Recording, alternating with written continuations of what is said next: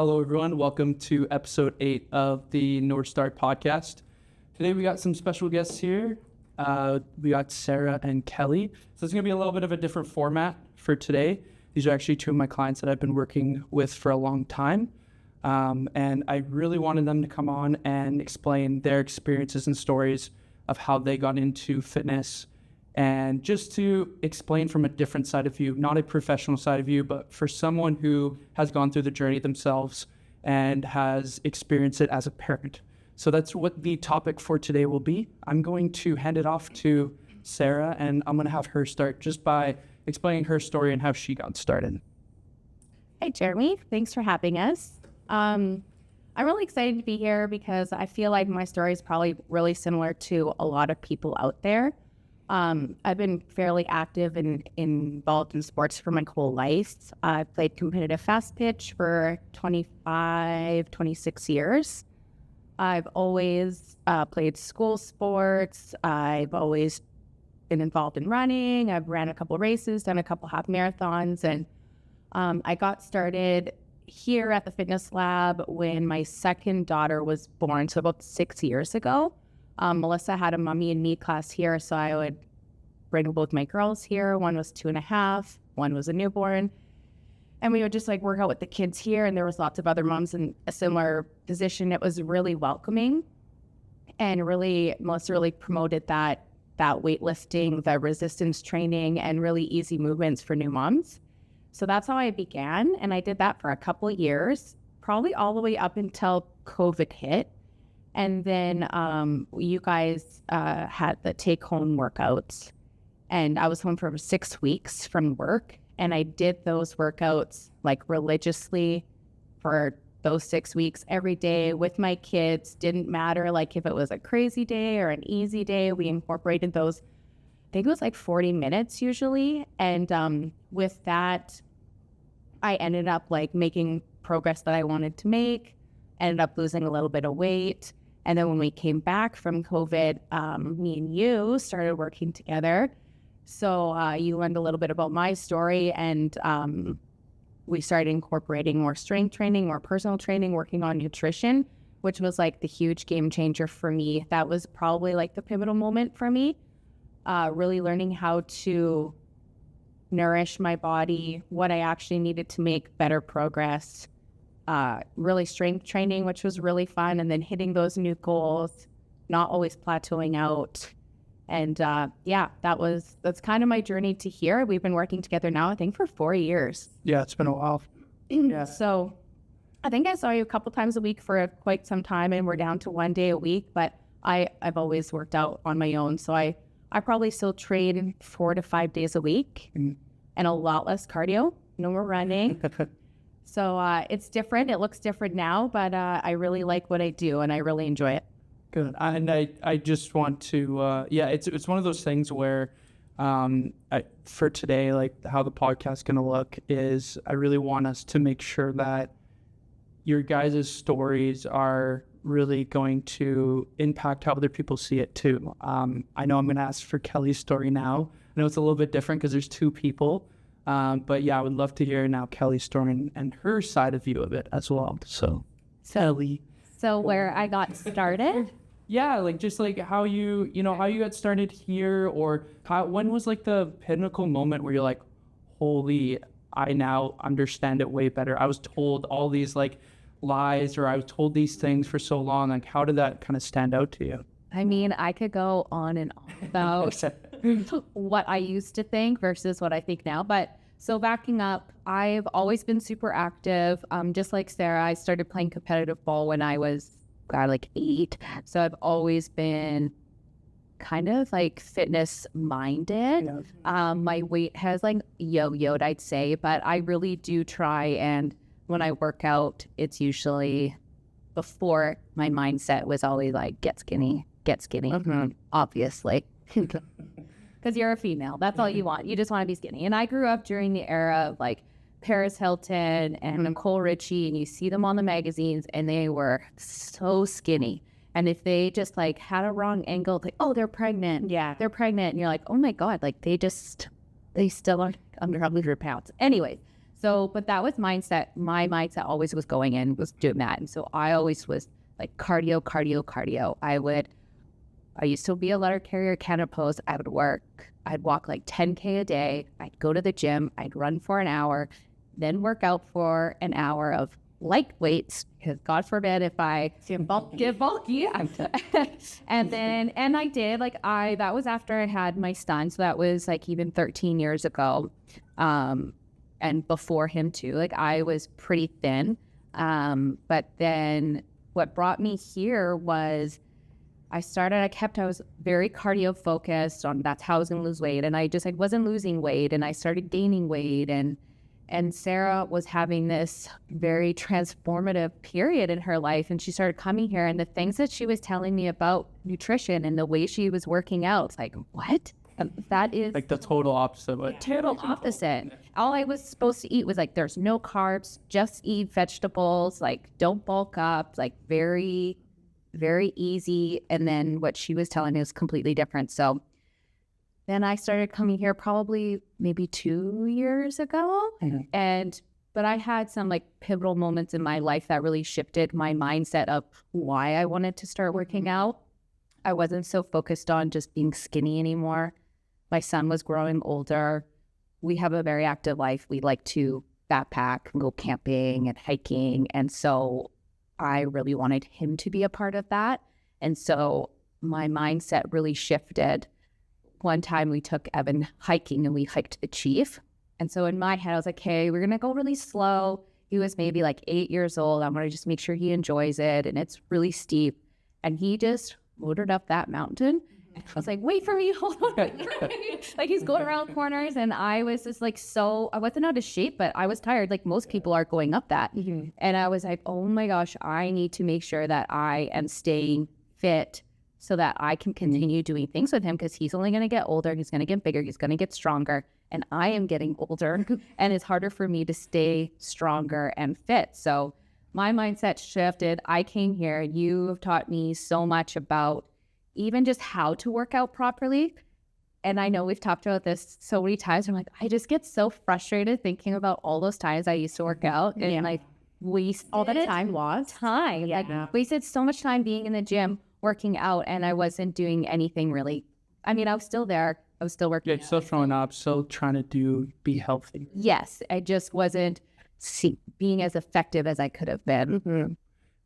Yeah, and I think that's like the one big piece here that I really want to hone in is that, you know, you might be someone right now listening that is on your journey, and you might not know, or you might have heard of these things, but you don't know how to incorporate it. And I think that's really like a big piece on how you can start to see success is by, you know, either coming together. So currently now, I used to train Sara separately and Kelly separately. I should address this too, but now I train them together. They've always been really good friends, and now it's like easier for us to do it where we just see each other once a week. And I think that's the big thing too, is that transition, is that just because I've known them for so long and we've been training for so long, you know, there's still things that we can work on, and that accountability is such a big thing.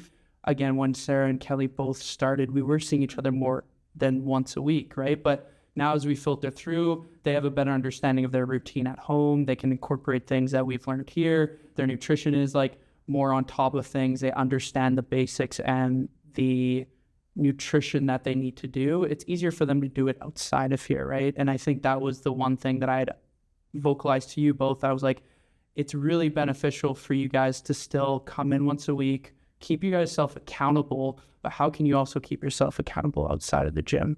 And that's like the biggest piece here that I really want to kind of push forward with our conversation. There's two things that really like stood out. You guys both said it, but it was incorporating exercise with your kids, right? And I want to hone in on that because I have had a lot of parents come to me and ask me like, well, my kid's not working out, or like, how do I get my kid to work out? So for me, my question to you guys is, how did you guys start to incorporate some sort of form of exercise, and how has that changed your view on how you go around with your kids and how you are able to incorporate that lifestyle with them? Well, I never had to like think about incorporating it. I mean, like Kelly had mentioned, we've always been outdoorsy. I've always been into hiking. And ever since the girls were born, so I have an 8-year-old and a 6-year-old. And ever since they were born or pre-born, I was outside walking, running, hiking every week. And do you think that because of that, that is how, like, so you were the one to work out with them? I think that's the piece that I'm trying to hit here is that, you know, even eating nutritiously, right? Like if your kid sees you doing those things, have you guys seen such a big impact by doing that aspect of? Oh yeah, for sure. I feel like, I mean, when I was a child, my mother did the best she could with the information she was given, but we've learned so much more since then. And they have just, instead of my life changing because I had kids, I've just incorporated them in the life that I was already living. So, I mean, I've carried them up mountains. They've walked up mountains. We bike, we camp, they've been overnight backpacking with us. They've carried their stuff in and they've done all those things that I want out of my life. I've just also incorporated them in without having to change my life because I had kids. I also make sure that we don't talk about good foods, bad foods. We talk about what these foods give us, what they serve to us, what the protein's good for, why we eat fruits and vegetables, why we try and drink water versus these are really good foods. Yeah. These are really bad foods. We don't ever say that. I'll say like, you've had quite a bit of sugar today. Like, could we think of like something else to eat? And they never, there's never a fuss. There's never a fight. I think it's just lifestyle. Like they were born into this lifestyle. Yeah. We talk about it very like educationally and not in a negative way. We don't talk about skinny bodies versus fat bodies. We talk about different body types. We talk about trying to be strong and healthy and active. We talk about how that's good for our mental health. Like we talk about all these things and we don't demonize certain aspects of life or certain foods. So it wasn't really hard to incorporate, like teach them because that's just what they were born into. And I really like that both of you have different situations because Sara has 2 daughters and Kelly has a son. So that's also another big reason why I wanted both of you on is because you guys have different situations, also different. So you have 2 kids, you have 1, but there are different points. I know that your son is older, Kelly. So, and I know we've talked off this podcast many times about your son now weightlifting and stuff like that. And what is the big impact that you have seen with him now transitioning to weightlifting, but how has that also been a part of your lifestyle with him? I know that you have mentioned like you have gym stuff at home and things like that, but do you find now there's that transition when he's starting to now try to weightlift? Yeah, it's been very interesting. I think that is interesting as because Sarah's kids are younger and my son is older now, and I did the exact same thing that Sara did ever since he was little. He was in those mountains with us. And, you know, you're not going to get a good cardiovascular workout walking the trails with a 2-year-old, but you need to slow down and you need to make it fun for them. Like, look at this, look at that, look at this, look at that. And they get really into it. And that's how you can foster that relationship. Mm-hmm. And we've just carried that out through his whole life. But Evan, my son, has also come with us to the gym, my husband and I. And my husband's really into fitness as well. He works out. So he's always seen it. He's always been around it. We do a lot of working out at home. So he sees it. It's just normal for him. And so as he's an athlete, he plays hockey, he plays baseball. So he wants to get stronger. He wants to get in shape. He wants to do those things. And so he has started doing that. And it's been really neat to see, you know, when he comes home from school, he has something to eat and he's like, okay, I'm just going to go for a workout. I'm like, oh my gosh. This is like this is what we trained for. This is what we worked so hard for 13 years. Like it's finally paying off. And, you know, he comes backpacking with us and he loves it. We go for 7-8 days backpacking our canoe trips. And he loves doing that because we've fostered that. I think to go back to your original question on like, you have clients that like, how do you get your kids? Mm-hmm. You can still do that. I think no matter what age they're in, you just have to start slow and you have to kind of make it something that they might enjoy. But just go out there and take it slow and point things out to them and kind of just... You have to cater it. You have to cater it to them. Yeah. You can't make them... They're not going to love it right off the bat, but even while you're out there and you're in the mountains and be like, that fresh air, like, doesn't that just feel so good? Don't you feel so good just being out here and just having those conversations with them and having that open dialogue with them, I think is really important. Like as Sarah was saying, with the conversations around food and what working out does for your body. And it doesn't have to be like weights all the time, but it can just be going for a simple walk or going riding your bikes or just making that effort, I think is important for them to have kind of like a healthier mindset around fitness and nutrition. And I always find that the kids want to be incorporated in your life. There's not a lot of kids who are like, if I was like, I'm going to go for a run, do one of you want to come with me? It's always a yes. They're not like, no, they want to be with their parents. So it's not difficult to invite them out, but you do have to cater to their needs and their age and, bring 400 snacks and be prepared to pee in the woods and be prepared to stop literally every 2 minutes, but it is worth it. It is worth it. And as they get older, they won't say yes when you ask them to go. So I'd actually, so... 13-year-old? Yeah. So this is actually a question because this kind of happened to me when I was growing up. My mom was like, go do activity, do this. I was fortunate, like I played high level baseball, so I was very active, but it was like that workout component. So it maybe Sarah, you haven't experienced as much because your girls are still a little bit younger, but Kelly, you have your older son. When there's pushback from your kid, what do you think can help, encourage them not to? So, I've had parents ask like, my kids are pushing back. They don't want to do this. They don't want to do that. What's something that you guys have incorporated with your son that has really made a difference? That has made him want to do it more? Like now you're saying he's like, I'm going to go work out. But before it was maybe like, are you going to work out? Kind of things like that. Like how has that changed as he's gotten older? I think, just like with everything around fitness, it's extremely individual on what kind of motivates that person.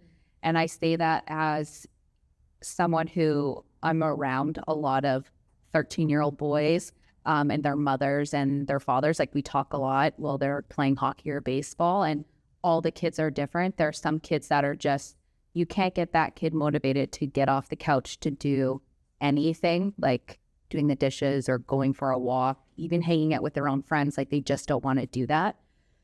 So fortunately for us, Evan's just not one of those kids. He likes to hang out with his friends. He likes to go outside. And I think that is a lot to do with how he was raised and how we've always incorporated and fostered that kind of environment. So I don't really know what to kind of say to those kids that like don't want to do anything. But for Evan to get him motivated, it's just really been seeing his results, I think, too. He was very active, very fit when last year going into his hockey season, and halfway through his hockey season, he was at the best shape, which is crazy to talk about a 12-year-old like that, but it's true. He was playing rep hockey and they work really hard. But then he had his appendix first. Yeah. So we were in the hospital for a month. He lost over 30 pounds. He was a skeleton. So he's worked really hard to get back to where he is now. So for him, seeing that where he then was when he was sick and now where he is now, he sees the difference. He's seeing that the motivation is kind of in the results and how good he feels. So I don't know if I answered your... I'm going to touch on something, and then this might help, is, I know that both set of kids on both of your sides have role models when it comes to physical activity.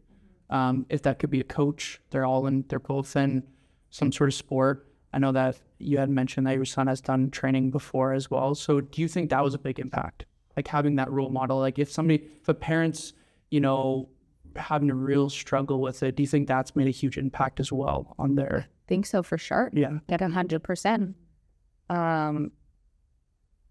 Being able to see kind of, it's just normal.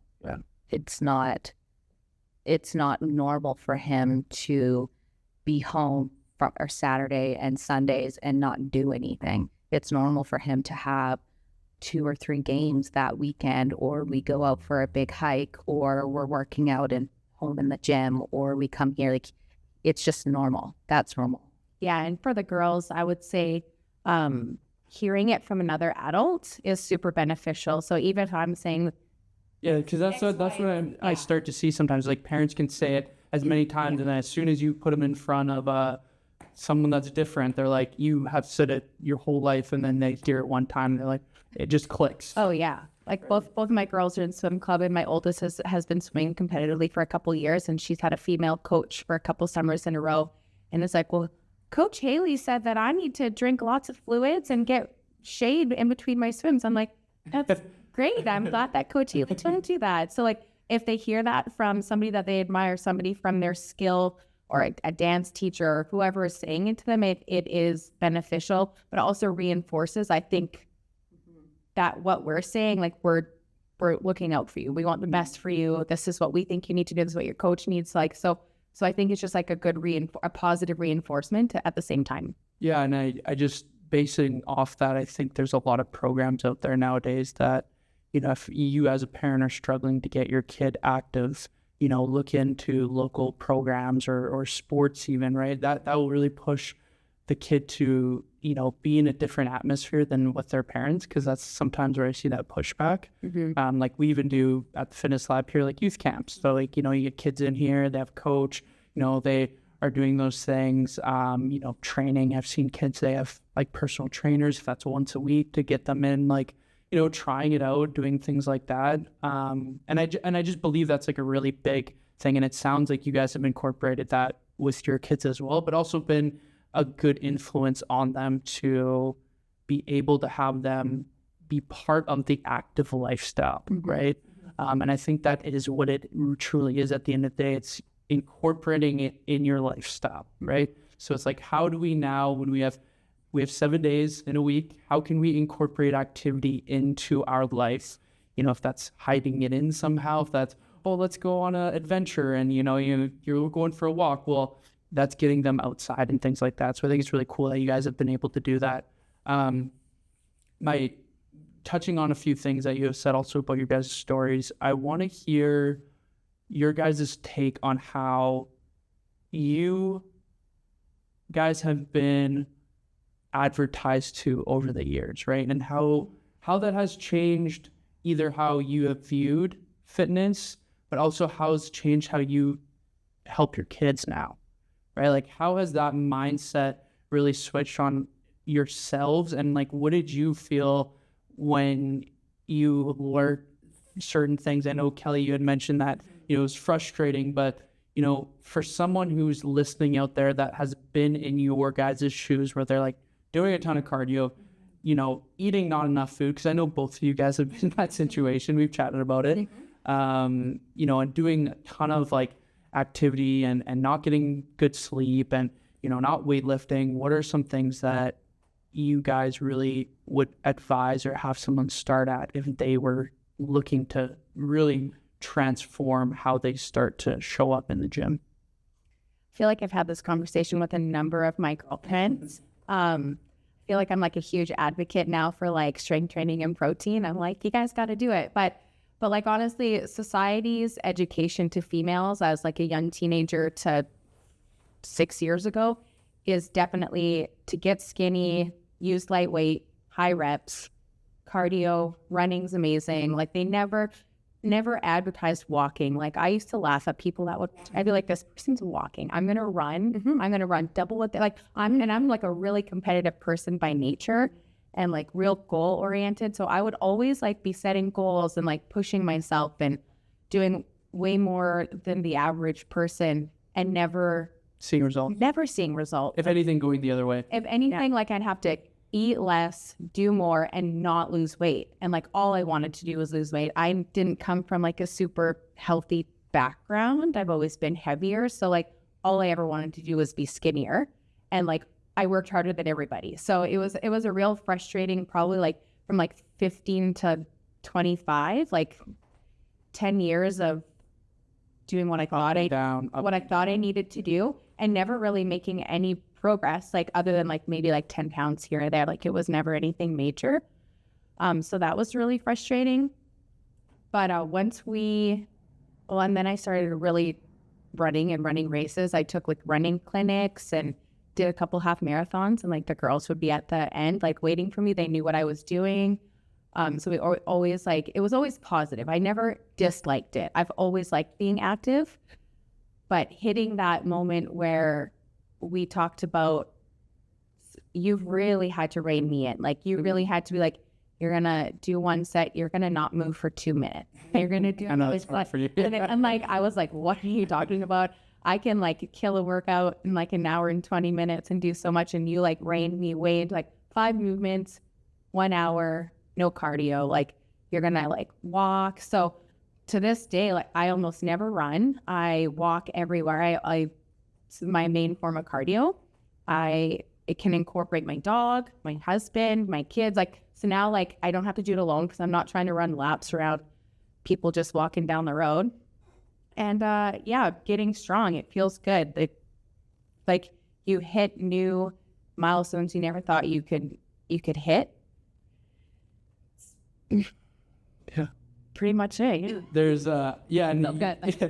You had mentioned like running, and I think the misconception that is I really try to say is like there's nothing wrong with doing that much in the aspect of if that's what you're training for and that's something that you really, really want to do, but you have to understand how much more, let's say, use fuel, and I'll put that in quotation as food, you have to give yourself. Like there was one point when Sarah was doing a running, like she was half marathon.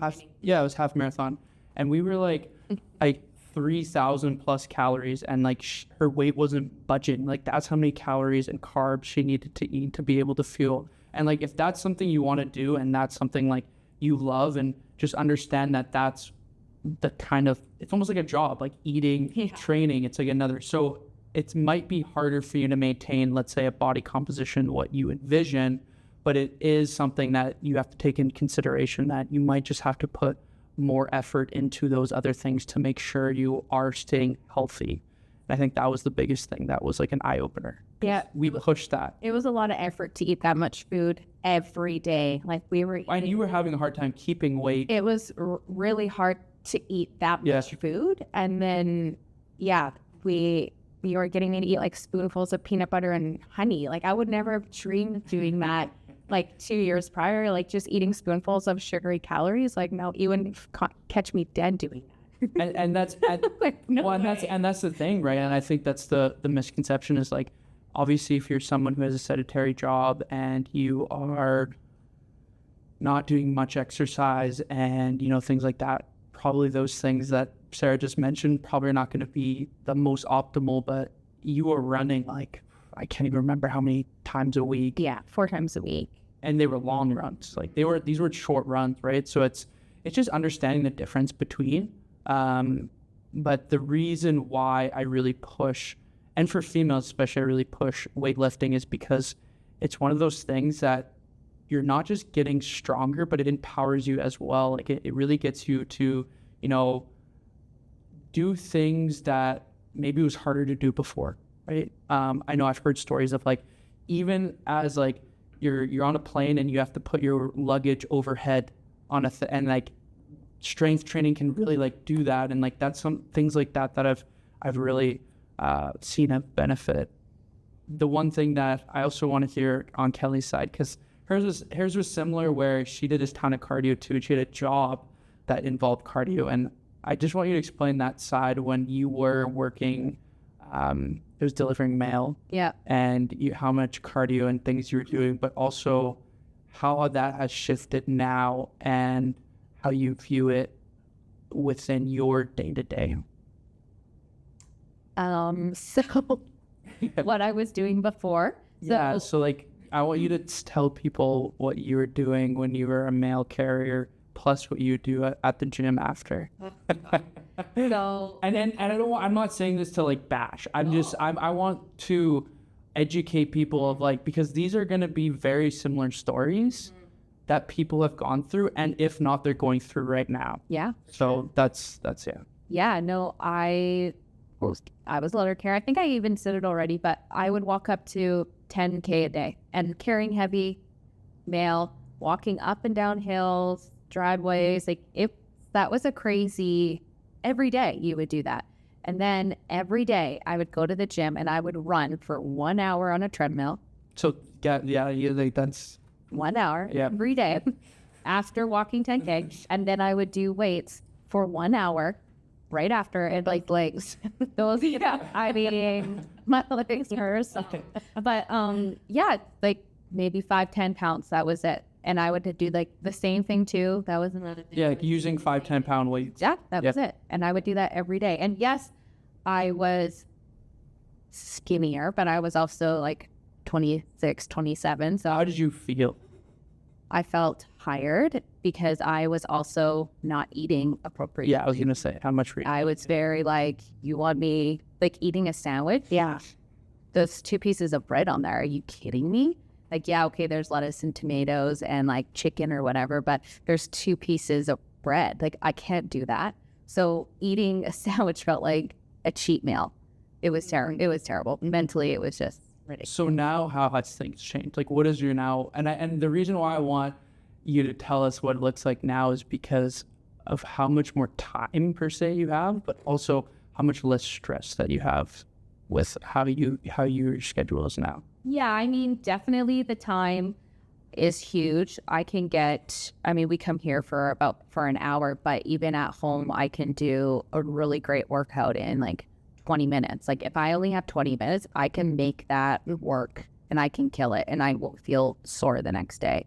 But yeah, I have way more time. I mean, we also don't forget that going to the gym is also like, that's another like 20 minutes or half an hour sometimes, get you ready, go to the gym and then come home. So that adds on to your already 2 hours in the gym. So sometimes going to the gym was such a daunting feeling because I'm like, we would go and it's like, okay, it's noon by the time you get home. Like, what have you done today? You've just gone to the gym. So, but yeah, now you can do a good workout at home in 20 to 30 minutes. So much extra time. I'll say the career question. Oh, I would just say that. I wanted to touch on the sandwich thing because, like, even though we've both come far nutrition wise, like, yes, I know that I can eat. I know I can eat. Now I can eat way more calories than I ever have in my entire life. But like it's not a magical, like this was then and now magically everything's great. Like there's still struggles. Like sometimes I do look at a sandwich and I like, Sarah, there's literally no problem. But you're like, You still have that? but there's still like that barrier because it's like so deeply rooted to not eat certain foods. So like I know I can and I do, but I still am like, you're fine. Like I still have to have like a little bit of self-talk to sometimes get through certain meals. Or people that like order pasta dishes, I'm like, oh my God, I would never. I still to this day will not go to a restaurant and order a pasta dish. There's no way I'm like, so there's still barriers. There's still things that we need to push through. But there's progress. Well, so you guys are aware, right? And I think that's the big thing is I even talked about this a little bit on podcasts where I was like, I teach this and I've done this for 10 years and I still run into times where I have a hard time. Like you kind of battle yourself. And I think that's where that misconception is where, after, so I'll just use the example of 6 months as you are now fixed. Yeah, exactly. You've unlearned all the things that you've unlearned, and that's unrealistic. Doesn't mean that you still won't see progress within those 6 months, but it just might not be progress that you had thought. And I know that mindset is really big. So what things have you guys really seen to change within your mindset where it comes to the nutrition and the exercise, but also to what are some tips that you would give for, either parents or moms in this situation that are going through those things that you guys had learned? Because I still know that is very popular. I still hear it to this day. I've had people come up to me and be like, if I weightlift, I'm going to look like the Incredible Hulk, right? That's like, or like super big and muscular and And then it's like, I can only eat 1,200 calories. I'm only eating 30 grams of protein a day, right? So it's like, where are those tips and things that you guys have seen to really change in your guys' lifestyle? Tips for changing your mindset. You're going to have to be a little bit determined, I think. Very. Yeah. Like, I think the thing too is like, pick your hard, right? It's like, either you pick that you have to learn something different, or that you pick and you just keep doing the same thing and still feeling the same way, right? Because that's the things that you guys have to do. You have to make sacrifice. Like, what sacrifice are you willing to make? And I think that's where that big piece that I want you guys to touch on. So the biggest sacrifice that I made was basically knowing that it was the long game. Like, I'm in this for my entire life. I want to feel this good forever. So like, that's so good. So like, switching from like, I really want to lose 10 pounds before summer. Like, it went from, I don't have time frames like that at all anymore. Like, quite honestly, like the very first question you asked me, I'll never forget, is like, why did you come and see me? And like, I had just hit a point in my life where I was like, I need to, I never prioritize myself. Like, I wanted kids since I was like a teenager. I got like this picture perfect family. I dedicated every moment to them. And then like Sadie was about 2, my youngest. And I was like, I need to do this for me. Like, I'm not losing weight for anybody. I need to like get a grip on myself for the long game. Like, I want to look good. I want to feel good. I want to be able to do whatever my kids want me to do for the rest of my life. So learning about why we do build muscle, like, it's not to look jacked, or it, like, muscle it has so many pros to it. You burn more calories by just resting. So like, learning that, and then how to fuel your muscles properly, and just like the whole picture is a slower process. And I think accepting that, like truly accepting that, was the biggest change that I made in my mindset. Yes. Damn. That was good. That was so good. That's so true though. Because we're like, oh my God, I got a wedding in like 3 months. I want to fit in this dress. I want to look good. I want to lose like 15 pounds. And it's like that short game. And then either you get there and you're like, hey, I'm done. And then you go back, or you didn't reach it and you're like, you feel defeated, and then you fall off again.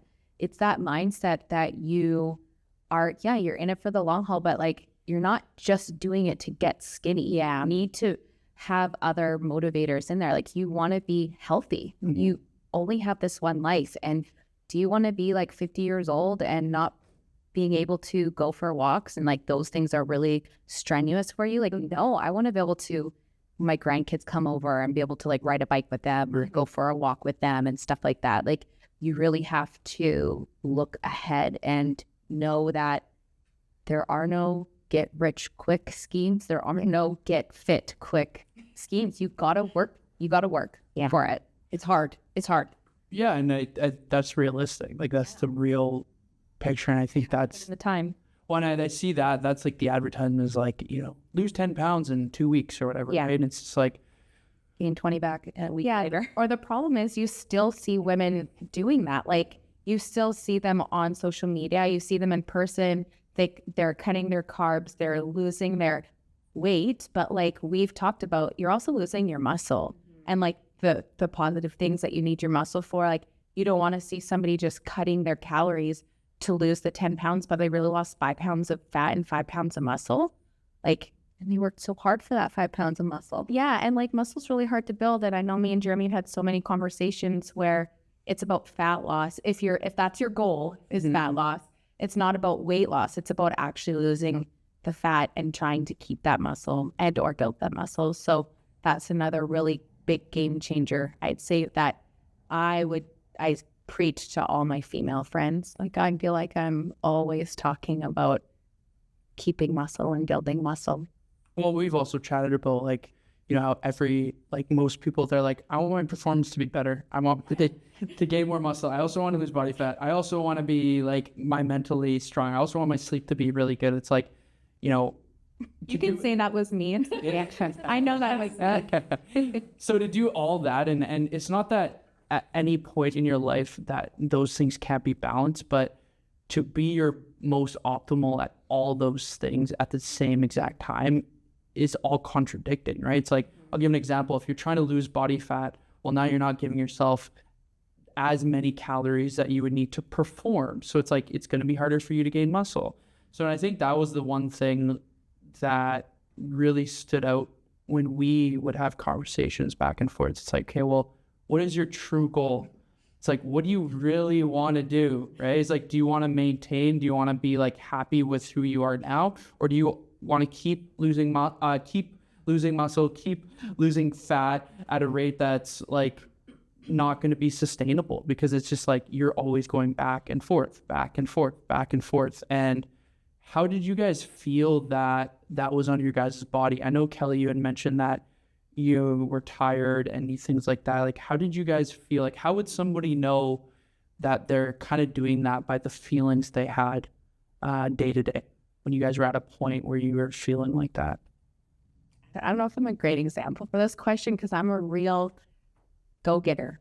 So like, I feel like I can always like meet all those goals, but you go first. Oh boy. Good answer. Repeat the question. So is this like based off of what you had mentioned? You're like, I felt very tired. Yeah. I felt like, so how has it changed now? Like, what do you feel differently? I feel like I have a lot more energy for sure. I mean, I feel stronger. I don't feel like I can run for as far, but that's okay. I don't need to really. Do you find that like when you guys, for example, your day-to-day thing really easier? You know, has your sleep gone better? Has your relationship with yourself gone better? Oh, absolutely. Yeah, we do. Right? So that's what I'm trying to say. So it's like, what's happier? I feel less stressed about, nutrition and working out. It's about that mindset shifting on like what I'm eating is more now like, what can I eat to sustain what I have built, like my muscles, versus what can I do to like lose weight and not eat as much. I'm not hungry all the time.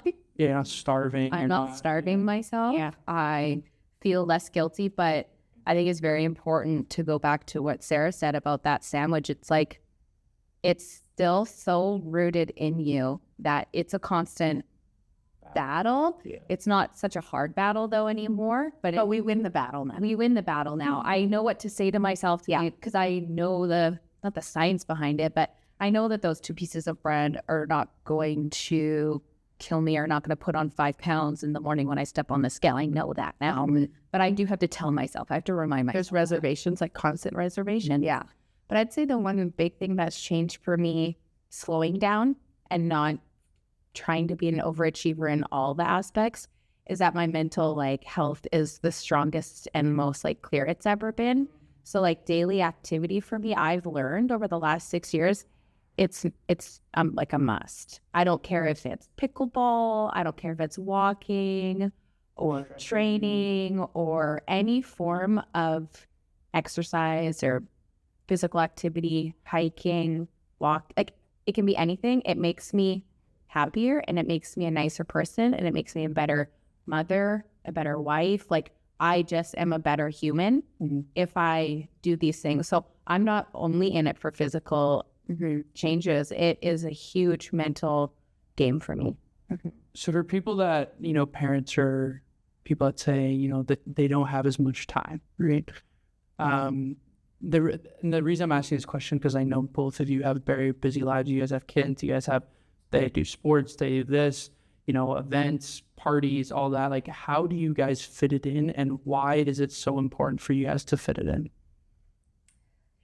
Yeah, I mean, it's both my kids are in multiple activities. Me and my husband both work full time. But in the end of the day, you have to prioritize it, and you have to prioritize it for the right reasons. Like for me, I have to know to echo what I just said. I know that if I go out walking for 30 minutes, I'm going to come back and I'm going to feel better. I'm going to feel more energized. I'm going to be happier. So it's not even, At this point, it's not even a question about if I'll do it. It's just everyone in the house knows there's something that I'm going to do probably every day. Like if it's active rest day, it doesn't matter. But getting there, you have to kind of push through a couple barriers because you can use that 30 minutes to do something else, especially if you're a mother or a parent. There's always time in the day that you need to do something. Something's always got to get done, but you do need to prioritize it. And I think you need to prioritize it for the right reasons. Yeah, and that will make it easier to do it. Yeah. Yeah. I think the one thing about having kids and trying to incorporate that is that you have to be very adaptable. Your day changes on a dime. And as your kids get older, your schedule is always changing. There was a time where I will say there was literally no time in the day for me to work out. I would wake up, get Evan ready for school. I get him off to school. I would go to work. I would come home. I couldn't even pull into the driveway. Evan would be out in the driveway waiting for me to pick him up. Mm-hmm. I would be driving down to North Vancouver for a hockey game got to be there at 5 o'clock. Game's at 6. I don't get home until 10 o'clock. I shower. He gets into bed. So there were days where there is literally no time, but I knew that and I had to plan for that. And I'd be like, okay, well, I'm going to be getting up now at 5:30 in the morning to make sure that I get a 30-minute, 45-minute workout in because I literally don't have time in the day. And what I do is if I know I don't have any time when I come home is I use my lunch hour. Mm-hmm. Like at work, I'll walk. I work in a facility where I can walk on site and they have a gym. So like I only have 30 minutes. So like it's not this long, marvelous workout or anything, but I'll either walk for 30 minutes or I'll go to the gym and do 3 movements, like it's never huge, but it's movement. And I know that I'm not going to be able to do it. So I just use that time at work. Mm-hmm. It's really important to be able to schedule. So we make like an appointment. Yeah. And so Sundays I will look at the full week, what times his games are, what time I'm working, whatever. And I literally have to schedule in going for a 30-minute walk or doing 30 minutes of yoga. And sometimes if I can't get anything done that day because shit happens, it'll be a 30-minute stretch before I go to bed. And then I even feel better in my head and I can sleep easier. Or if the baby's napping, if the baby doesn't nap, baby wakes up, well, then you might have to just do like body weight squats, like anything for 20 minutes. Or, I mean, when my girls were babies, I had that jumping. What was that? Like beach body workouts, like DVDs. It'd be like 30 minutes workouts with Autumn, whatever. I did that. The girls were just like around. And then if I need to stop to, you just stop, and then you're like so adaptable. So you do have to put in effort, but it's possible. And I think as mothers, we are professional adapters. We have to adapt all day long. When the kids are little, did they get their nap in? No, they didn't. They woke up 5 times during the night. They usually only wake up 2. They had a blowout in the night and you had to remove their crib and do all that. They fell asleep on the way to work and are going. Like, you're always adapting. So I think women are so good at adapting. We just need to make that commitment to have ourselves as a priority and learn to adapt to incorporate that. Like Sarah said, that's a non-negotiable, and it's only 30 minutes. You can do it in 20 minutes. You can do it at home with no weights. You can do that. There's so many resources on the internet and social media, people posting stuff all the time that you can find something to do. You just have to want to do it. And yeah, you will never regret doing it. And I've been lucky enough to have a partner at home that I can leave the kids at home. And like yesterday, I got to go, that it was Saturday. We had no plans. I went to the gym for an hour and a half. I don't do that very often, but if I can, I take my time. But if you're a single parent and you don't have that, like I used to bring the girls to a gym that had like a daycare. And if that was only 2 times a week, great. Then you get to the gym 2 times a week and so there are options, and you have to make a solid effort at doing it and you have to prioritize it. But there are options for everybody out there, or at home workouts. And there are lots of options now.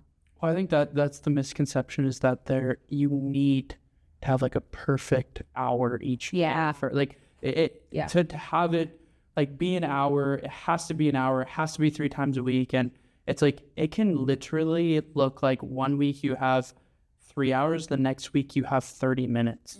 Like, it's like that will change. And, you know, I'm not a parent, but I've talked to many parents. I've mentioned this before, but I hear it all the time. It's like, each week is not going to be the same.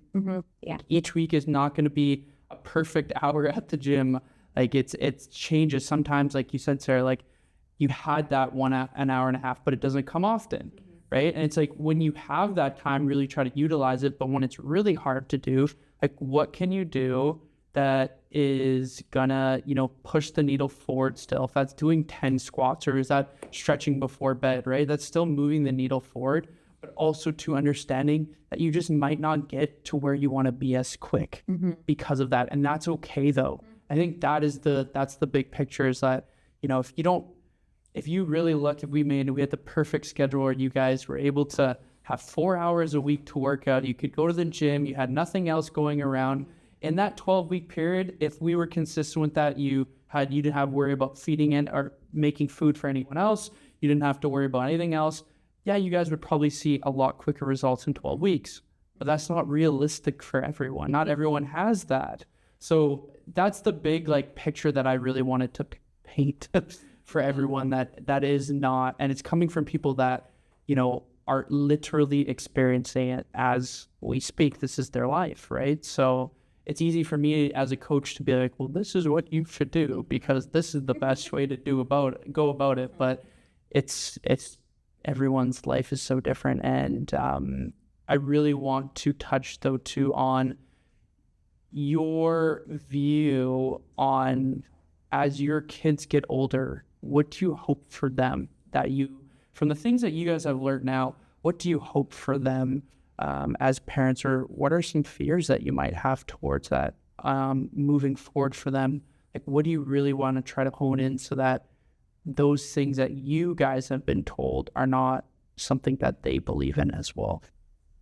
I hope they never look at a sandwich and say, damn, those are 2 pieces of bread. Like, I hope they can just eat that sandwich and just be happy.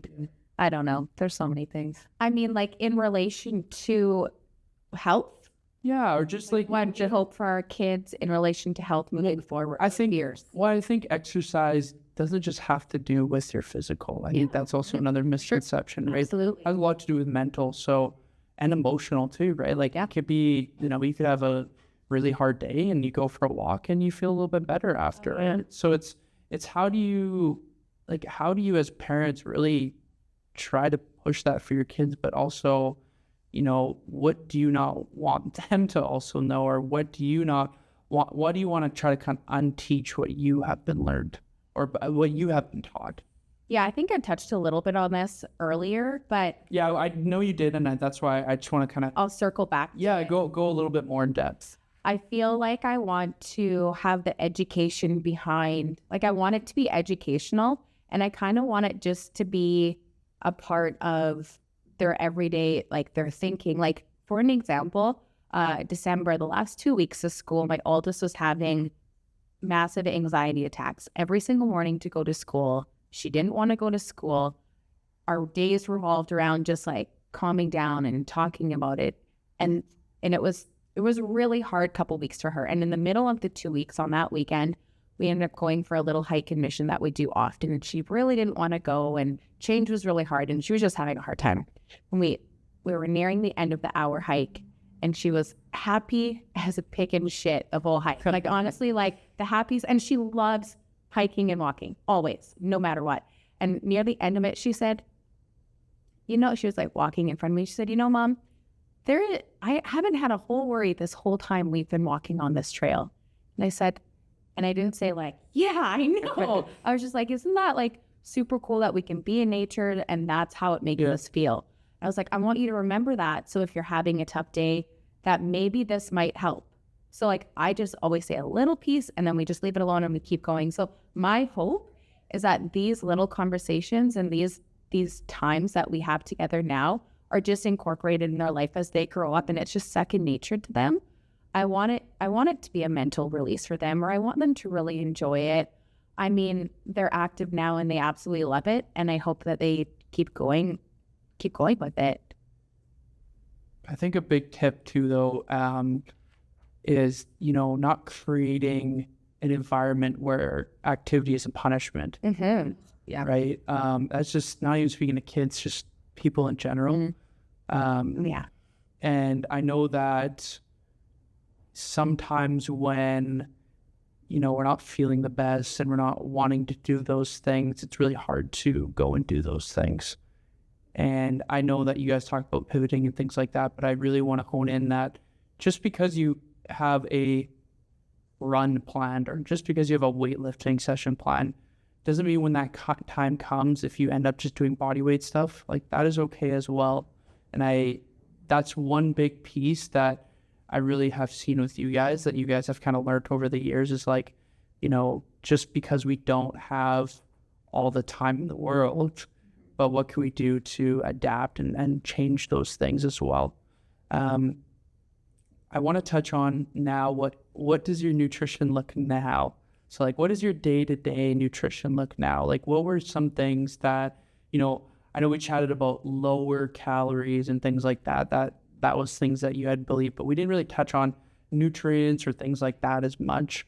But what does it look for you guys now? And how do you guys feel like it's been being able to like maintain? What does that ceiling feel like based off of your past, but now in your present moment?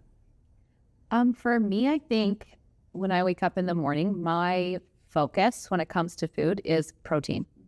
I am so bad at getting my protein in, or I was so bad at it. So it's something I need to work at. And I do find that I don't eat.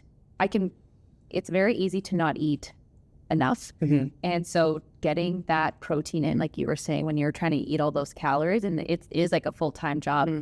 I treat eating protein as a main focus of what I'm eating. So like in the morning, how can I maximize my protein? For lunch, for snacks, does the snack have protein in it? I try and just add that protein. It's hard for me to do. But I have been using the MyFitnessPal, and that's what I was going to say. Oof, I like it. But it can also be really hard because I make a lot of my own food. So trying can be kind of tedious. But once you start, it's easier to kind of lock those things in, especially if you're repeating the same things every day, which I kind of do. But yeah, protein for me. Yeah, I was going to say I'm like a real creature of habit. So when we first started working together, so 4 years back, I think I was eating maybe 1,200 calories a day, really restricting myself, really overly doing so many activities as much as I could fit into like a week. But the biggest change for me is we tracked. I think I tracked for 2.5 years, probably straight every day. I mean, again, I'm competitive by nature. So if I'm doing something to like the fucking best of my ability. So like when we jumped in, like I really jumped in quite hard. And I think I was at that time eating maybe 30 grams of protein a day. So I think my first goal was like 75 grams. And I was like, this is impossible. And then like we got there and then it was like, hey, 95. And like we've built up to 130 grams of protein a day. And that's easy. That's like nothing for me now. But that's 4 years. That was 2.5 years of me tracking everything that I ate and really focusing on hitting my protein. And like you said, like protein, fats, and that carbs will just naturally follow. So I still to this day, like our weekly check-ins, I'm like, well, like honestly, like not a lot changes because every single day I know what I need to do. I think I'm kind of in a maintenance probably for another year now. And I would say that I ate around 2,000 calories. I would say probably 25. Yeah, 22 probably quite 22, easily. And 25 would be a day that I ate a little bit more. And like I can default to under eating. Like it's so easy to default to that. So I really focus on hitting the proteins and then hitting the fats, and the carbs will follow. So that's been kind of like my personal mantra, and it's worked. It's worked. And I intuitively eat now. I don't track anything. I think I've tried to get back on the bandwagon, but it is a full-time job to track, have kids, fit their activities, and go to work. So I would say that tracking though has led me to be able to intuitively eat pretty accurately. Not totally accurately, but like I feel pretty precise when I know like what I'm. Well, and I wanted to touch on that because you both have talked about tracking calories, and I get questions asked like, should I be tracking calories? And there's a few things like, I really believe that tracking calories can really help you understand what's in your food. I think that there's a misconception there of like, how much protein is in an egg? How much protein is in 3 ounces of chicken? How many carbs are in an apple? Like, those things are really good to know, just because if you don't have the education around it, now you're just trying to guess, right? And then that's where, like, you know, there's the whole like peanut butter has more protein than anything, and I'm like, well, the equivalence to how many grams of protein you can get from, let's say, 3 ounces of chicken to the amount of peanut butter you have to eat to equal the same amount of protein, the calories are like a 300 calorie, 400 calorie difference. So just education around that. And again, I think the fear around tracking sometimes is that you have to do it forever. And it doesn't always have to be forever. It like Sarah used the example, she did it for 2 years. She learned, she understood, she knows what works for her, and now she's able to like go and do those things. Kelly's at a different point. She's doing tracking. She's trying to understand. She's doing, you know, something a little bit different. And I think that's the big piece, that if you're someone who is, you know, on the fence of trying it, I think it's a good place to understand a lot of foods. But if you find that you are getting obsessed with it, and like, how do we transition? And I know we've chatted about that of like, you know, tracking vegetables, for example. I'm not really someone who's like, you need to track every single vegetable that goes in, because the purpose of eating vegetables is not for how many calories it has. It's for that it is healthy to eat vegetables. You know, even sometimes fruit, I'm a really big like, you know, if it's in 20 grams of carbs from fruit, it's not the point. It's that you're eating fruit. And those are the big things. And that's hard to remember though. And I really appreciated that. Like when we first started working together, I didn't track any vegetable or any fruit. Oh, actually, I probably did track my fruit. I was a little bit crazy about it. But I didn't track vegetables, and I really appreciate that. That's probably like an extra like 150 calories a day that I would have been eating that weren't tracked. So it was, I really like doing it that way. Well, it works really well for me. Well, because the purpose is, right, it's like, at the end of the day, what are we going to do to give you guys, or try to get you to a point where you're eating enough nutrients, right? Not every day is going to be the same. You know, one day might eat 100 grams of protein, the other day it's going to be easier to eat 150 grams of protein, right?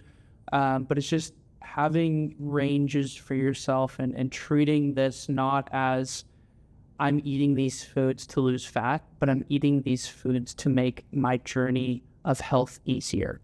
Right. And that's that kind of that mindset switch I know we've chatted about as well. It's like not treating food as like super high volume foods as like, I need to eat this to lose fat. It's more like, how do we eat these to make us feel better and get those foods in? Do you guys both now feel that your way of eating is something that you guys can sustain now? Do you guys feel like this is something that you are able to now use for the rest of your life? And how does it change when things like holidays come up and birthdays and things like that? I think that's where that misconception of, you know, tracking or being on a diet, right? Like, how has that changed now for your day-to-day? And do you find that this approach is sustainable? I mean, I do for myself. I'm also, you know, almost 40, so I really let go a lot of like, I also want to live my life and enjoy it. And if eating, you know, a more carb heavy meal it's not going to make or break anything. It doesn't take away from all the hard work that I've done in the gym. So I don't even like saying I cheat, because I don't feel like I'm on a diet. This is just your way of how I eat now. I try and get as much protein in as I can, and I don't try to obsess about the carbs and the sugars and those sorts of things, because that's what's bringing me down. And I'm not interested in things that are bringing me down. I'm interested in things that are just making the needle go forward, as you say, or keeping me up, like if your mental health, right? So I it is hard and that I do have to like have those conversations again, but I don't try and feel bad too much if I go on vacation. But when I'm on vacation, I am also going to be looking at aware protein. Yeah, it's awareness. Way more aware of like, okay, I do have options. Which one am I going to choose? I'll probably choose a more protein heavy option. Still going to taste delicious. That's fine. But I don't obsess over it. And I'm not going to hold myself prisoner just because I ate cake or ice cream. Yeah, I feel like the way that I'm eating now is sustainable for the rest of my life for sure. Like there's still reservations. I wouldn't say that I'm like on the train of like, yeah, I'm going to eat. Like I still definitely like spend my calories on certain things. So like if one day I do eat a dessert, I likely won't eat a dessert for like a couple of days. Like I'm still working through that kind of mindset. I'm fully aware that I could if I wanted to every day, but I honestly don't have the desire to do that anymore. And like before me and you started working together, I was so restrictive that if there was something in front of me, a bowl of chips, I'm not even a chip person, but whatever it was, an ice cream cake, I'd want to eat like 3 pieces. Whereas like now I'll have a small piece and be like totally content. So I've lost a couple of those bad habits that make me say yes to certain foods, but I still wouldn't do it on repeat over and over again for like a week. Like if I was on holiday, I would, like my drinks have changed. My diet has just completely changed, and it's sustainable because I can say yes to whatever I actually want in that moment. I just desire it less now.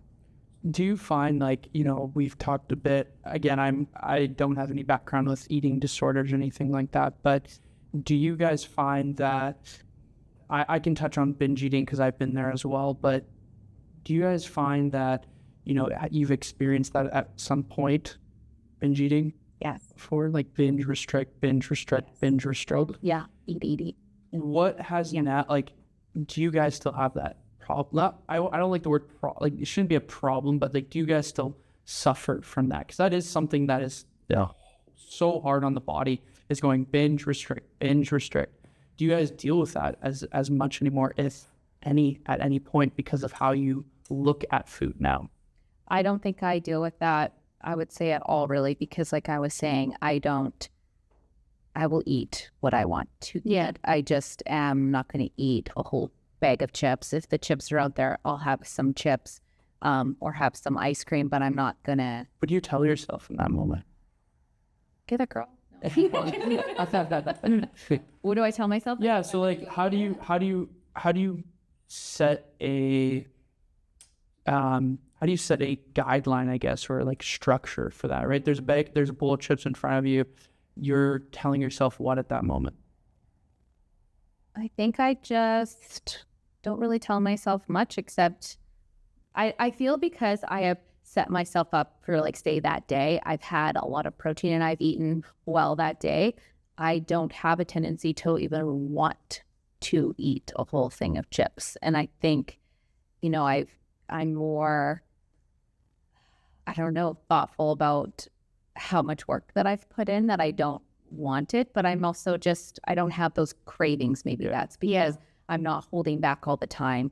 That you're allowing yourself to do it. Allowing myself. Yeah, instead of saying I can't. I want to. Yeah. So when I do see it, like you said, like if you hadn't had it for like months and months, and you see it, you're like, oh damn, and you're not going to go after the whole thing. If I'm eating it once in a while, then I'm not craving it.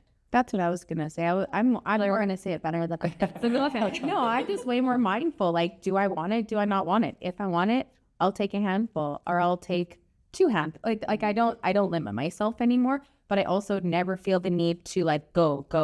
Like I will honestly have.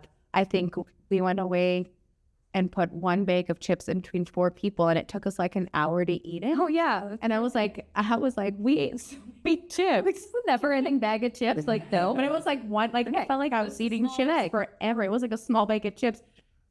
So it's just like I'm just more mindful. If you want it, get it. If you don't, I just say I'm good right now. Yeah. I would say another thing too for vacation, because we've gone away quite a few times together, glorious. But anyways, we will bring our healthy habits with us. We bring our cans. We bring our. I went on mom's trip last May. I brought my blender. I brought my blender and like my creatine and my protein. I made protein or shakes for every like girl there in the morning. Like that was like my contribution. That's a habit that I love and I look forward to every day. So I was like, yeah, I'm gonna pack up my blender, and like it was awesome. Everyone loved it. It was great. And then you don't feel guilty later on that evening if you guys are going to have a few drinks and or more, and then have chips or whatever, dessert or something, because you're bringing your healthy habits into your vacation. So to answer your question, I feel like we probably don't binge restrict as much anymore because we're such personally I'm on way more of a because you're enjoying it. It's not, it doesn't feel like it's a diet. It doesn't feel like it's something that isn't sustainable. It's a healthier relationship. It's just your part of your life. Yeah. And what's crazy for me is like ice cream's like my favorite food. And I, over the last like 2-3 summers, have brought my kids out to get ice cream and had no desire to get it, which is crazy. And I didn't get it. And or if I do, and like we have all the cousins over and having ice cream, I'll have a small ice cream. That's big. That's like huge progress for me because there was no way I was saying no to ice cream for a long time. Well, it's just you guys think of it differently too now, right? And I think that's the big thing that I always try to talk to people about, like clients and just people in general, is like, this isn't supposed to feel like you're not able to do this for the rest of your life. Yeah. If it feels like you're not able to do this for the rest of your life, then either we have to take a step back and not be per se as extreme, because for some people, eating adequate vegetables, fruit, having water and protein might be too much for them to start, right? So it could be like, let's just start with having as much protein as we can that's going to be sustainable for you, and let's just start there, and we're slowly working in. But I think there's that misconception of like, you got to go all in right away. You got to be working out this much time in a week. You got to be doing your nutrition perfectly. This, and this. And you guys have seen it. That it's not like that, right? Yeah. You work at one piece at a time. I think if it's a huge change, it can really kind of rock your mindset, and it's harder to make it a habit or get into a routine if it's like a huge change in your life. I think slowly incorporating things is probably better for the long term to keep it going.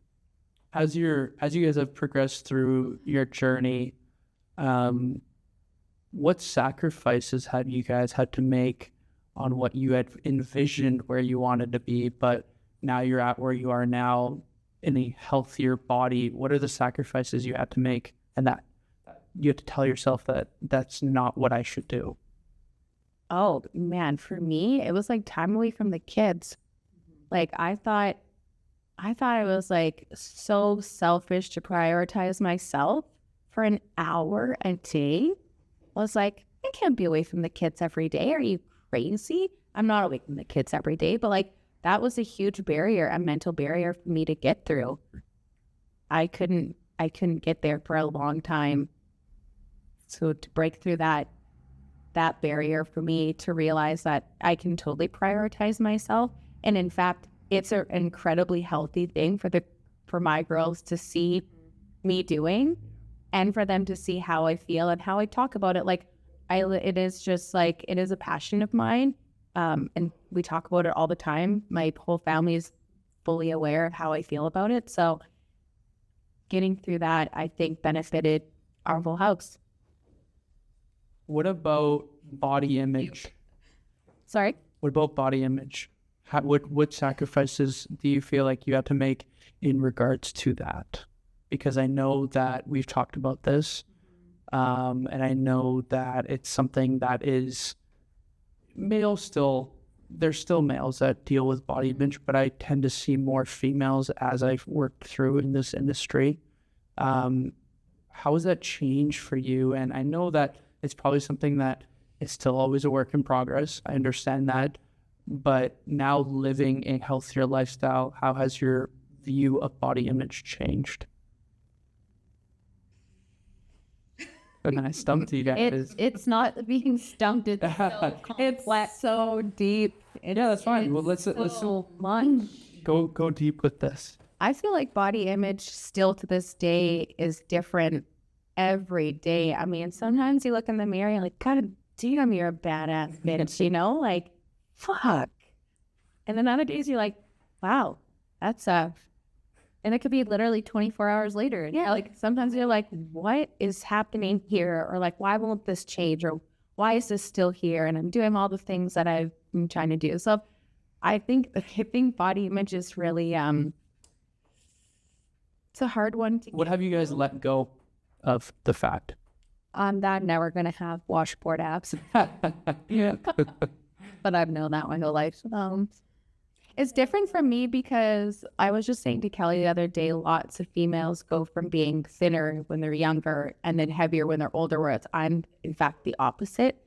So for me, I look back on pictures and think like, thank God I didn't stay there. Like you like showed up, did the work. I pushed through all the things that I needed to get here. So I'm in a little bit of a reverse than I'd say lots of females, where they're usually like looking back on pictures being like, damn, I wish I had that. That is not my case. I'm like, I really love that. Girl, look how far you've come. That's like, I wish I looked as skinny as I did when I thought I was fat. Like when I was like 24 years old and I was like running every single day, blah, blah, blah. Like, I wish I looked like that. But do you wish you looked like that now? But then you talk to yourself and you're like, no, because that girl was running in circles for hours and hours and hours. She was so malnutrition. That's probably how you say that, but malnourished. Thank you. I knew it wasn't right. And now, I don't know. I am like really happy where I am right now. And it's not ever where I thought I would be happy. Like I still, I mean, I don't want to, we're not sitting here like thinking we got it all figured out, even though we're talking like maybe we not at all. This is just shit that like we've gone through and we're working through and a process. Yeah. And it's different because we have different backgrounds and we've struggled with different things. Our body types are different. The way food affects us is different. Our moods are different. So many things are different. But one thing for body image, maybe for females, is like having a very supportive people around you. Like my husband, like Steve and Colin are very supportive. Shout out. Having somebody like Kelly, like having a friend like her where they like see the best in you and they also like tell you about it, to somebody as stubborn as me where it takes a long time to start really believing it, has been, I don't know, it's incredible. And like, honestly, Jeremy, even you as a trainer, you're so compassionate and empathetic, and you really like are really good at actively listening, honestly, and kind of like reiterating things that I know these things about myself, and you just reiterate them. So to have like, it honestly takes a village, not just to raise a kid, but to like get through life. It takes a village. And like, if that village can help you, it helps with your mindset. It helps with your body image, your self-love. Like it helps with all those things. I'd say for me personally, that's been a huge contributing factor. Surrounding yourself with people, like-minded people. And people who are there to like celebrate your successes. Yeah. Well, I think that Great. I think the big thing for you guys too is like maybe you guys didn't envision physically what you would look like at your happiest, right? Like I think we all tend to we think like if I only was 10 pounds lighter, then I would be so much happier. But it's like, I think nowadays, you know, to be super shredded or to be super muscular or to be like, you know, if that's really, really deep down what you really want and that's something you really want to do, then that's okay. But it's not, I think, as easy as it's advertised, right? Definitely not. You know, if you were to ask anyone or any coach or anything, you know, those progress pictures that you have now that you've posted, what does that person look like now? Right? Like, were you actually able to help them say, like, let's say they lost 30 pounds, are those 30 pounds still off on that person, right? And as a testament for a coach or someone that's going through a journey, if you are able to keep off what you have lost, or you're able to maintain the muscle or maintain the body fat loss, that is a testament in itself that you've learned habits, like that you actually learned something. And I think that's one big piece that you guys have probably seen for yourselves is like, oh wow, we're actually able to maintain what we've been able to do, because you guys have probably gone to the point where it's like gain, lose, and it's just like, it's frustrating. It's be super, super frustrating. Yeah, I find myself, even when people are telling me, like, if they're like really restricting or like losing weight, or they're doing like all these crazy things, I'll never put like, great, if that's what you want, fantastic. But in my head, I'm just like, damn, like I've been there, and I am just like not envious of that person losing those 10 pounds. I'm like, that's a hard battle to win. That's honestly like what I tell myself. I would never say that to somebody's face, but that isn't what I want for myself. Yeah. That's not what I'm looking for anymore. That's not making you happy. And I think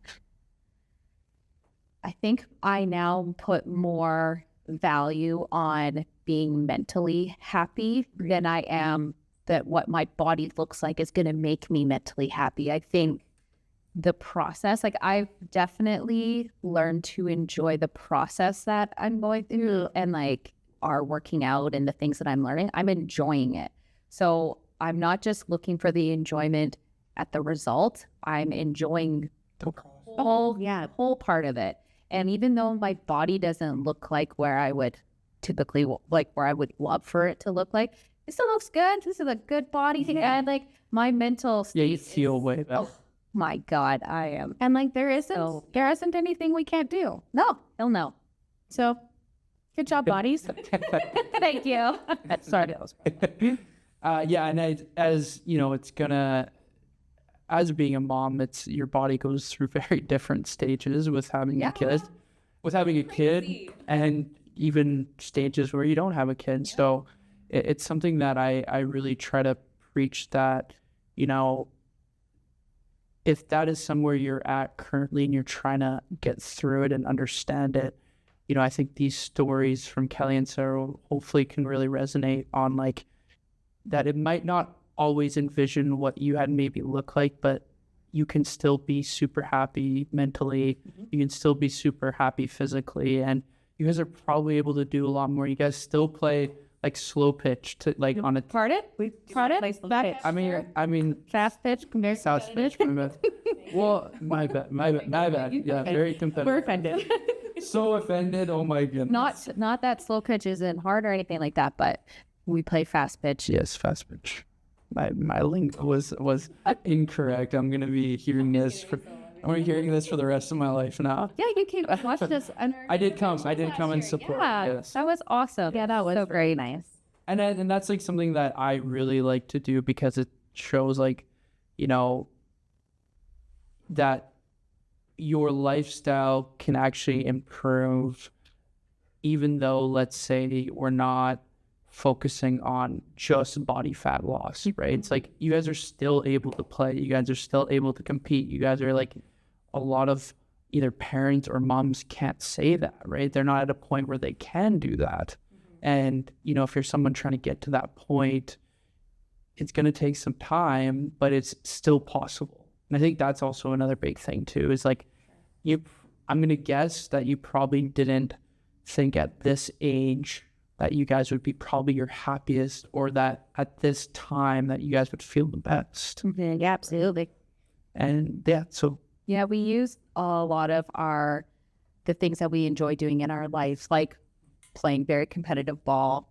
We love hiking. We backpack for, you know, days and weeks, and going on canoe trips. We use those as our motivation in the gym.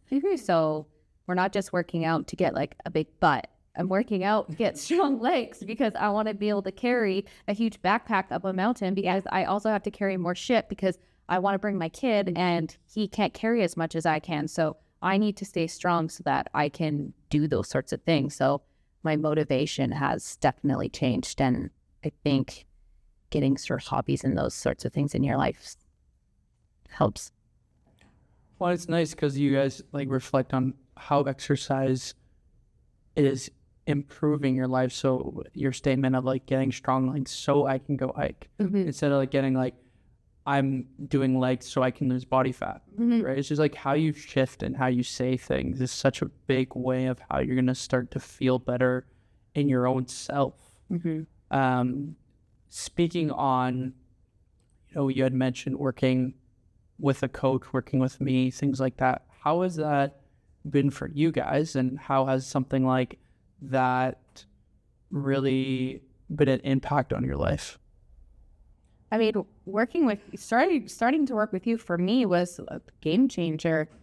I didn't have a grip on my nutrition. I was very restrictive, and I feel like you've educated me on all aspects of how to fuel a body properly. And honestly, fueling your body properly is the foundation of even being able to do all of the workouts and run my half marathon. And I mean, when we did the West Coast Trail, I even talked to you about like some little things that I could help to like get through the 6-7 hour days of hiking. So working with somebody who's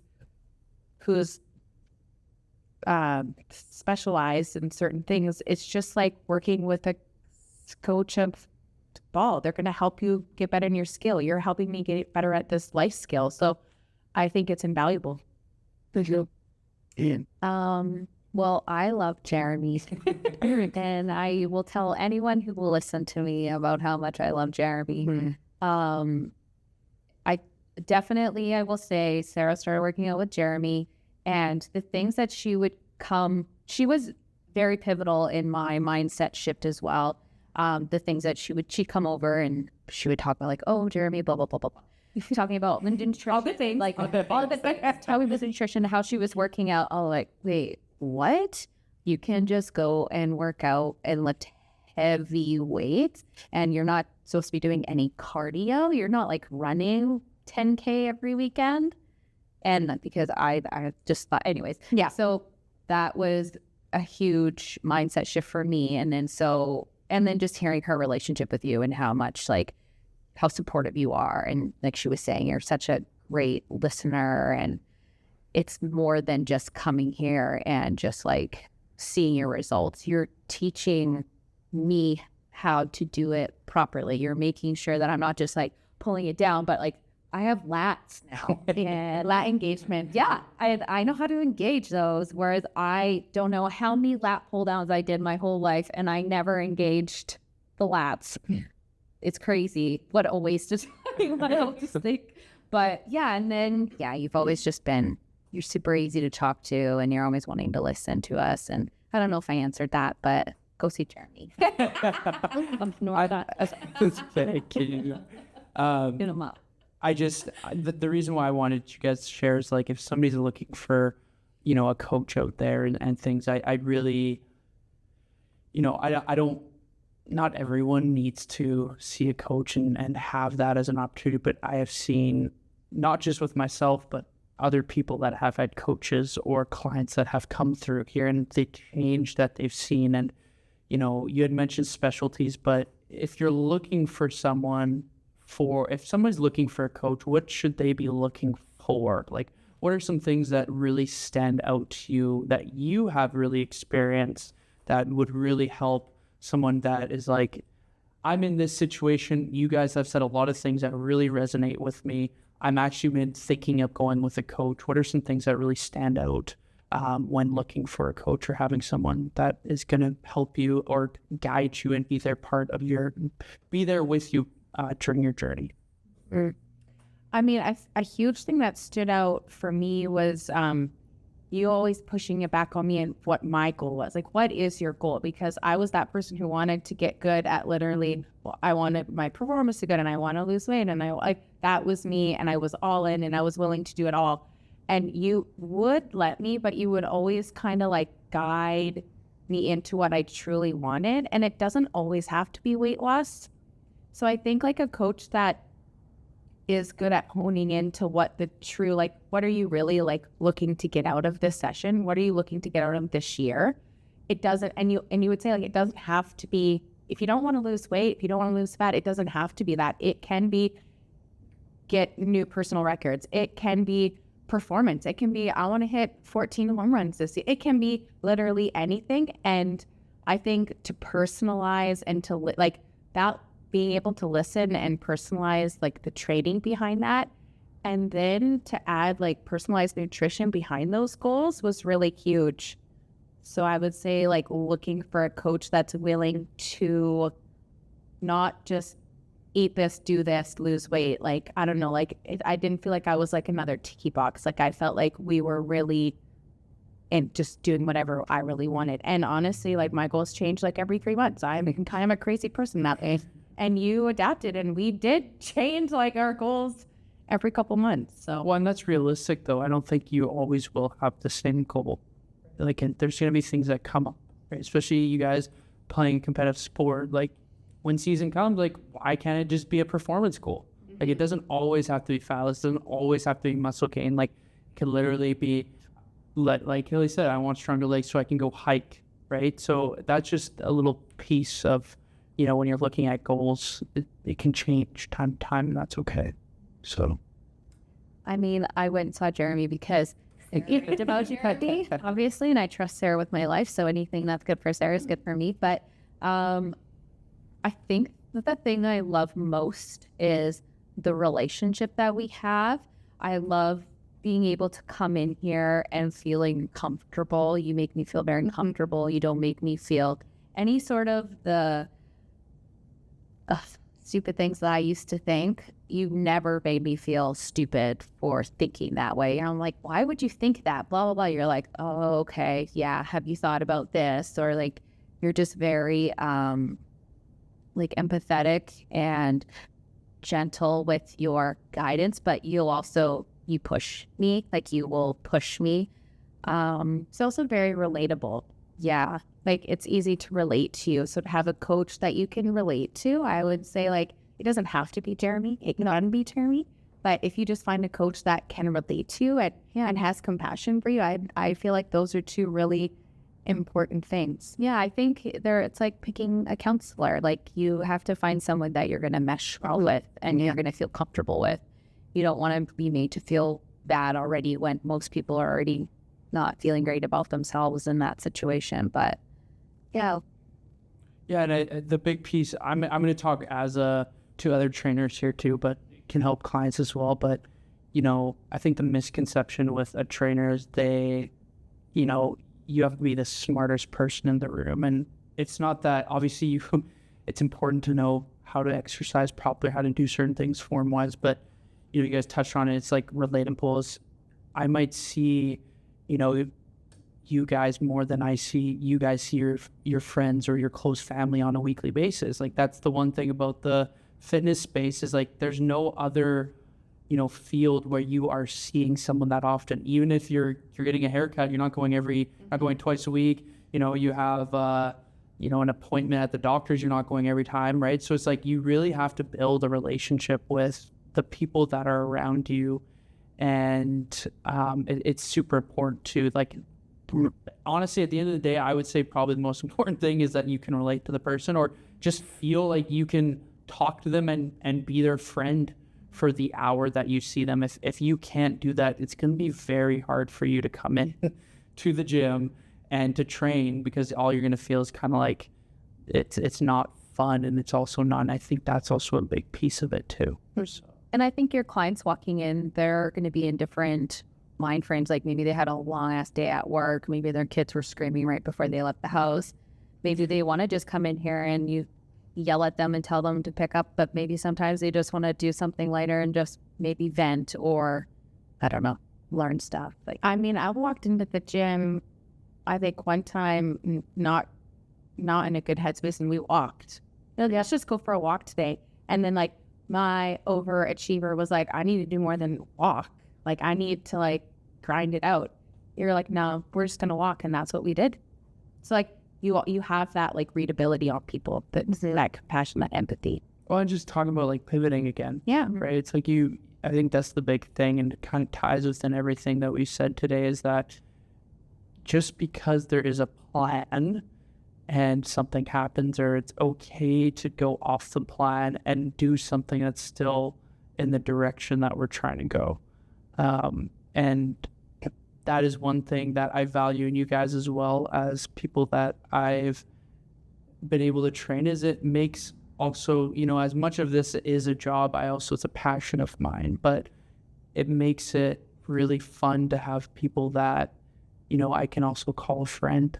That's the one thing about this industry that's different as well, is that you can, it's hard not to build a relationship with someone, right? And I think if you can, as an individual, obviously not all your clients are going to be your guys' best friends, or you might not do things together outside of the gym, but I'm very fortunate. I'm very glad we have been able to build that relationship. So thank you for that as well. Of course, it's you.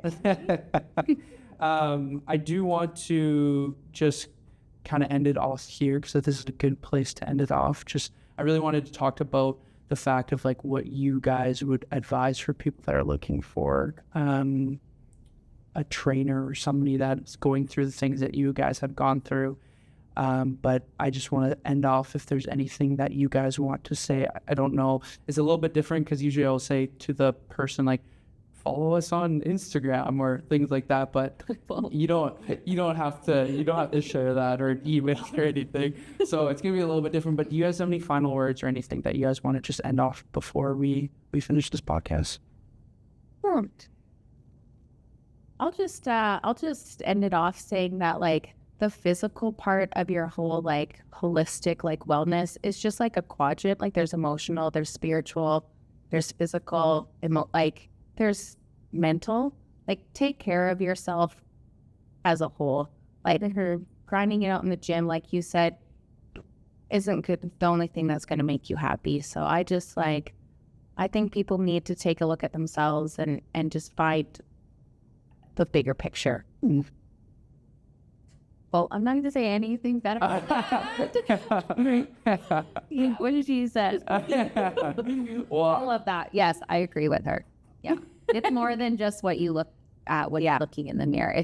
It's everything. And some people grinding it out in the gym, that is for their mental health. That is for their emotional well-being. That is for their spiritual. It's an aspect. It's an aspect of it. But there's a lot of other things too. For us, we like climbing mountains and being in the trees and being by water. Like, it can come in all forms. Everyone's different. So find what works for you.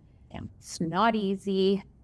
You gotta adapt. Ain't no cookie cutter. no. Well, thank you. But get yourself a good friend. Yeah, that's a big thing too. Yeah, having a support group, right? I want to touch on that, and we did speak of that. And I just want to thank you both for coming. I know it's been a different one today, and I usually don't have two people, don't have clients, but I'm glad we were able to do this. And non-professional. So you guys were good. You guys did amazing. But yeah, I just want to say to everyone, thank you so much for listening to episode 8 of the Northstar podcast. You can find me on Instagram at UpNorthAthletics, or you can email me upnorthathletics@gmail.com. Thank you so much. You're welcome. Thank you. Done.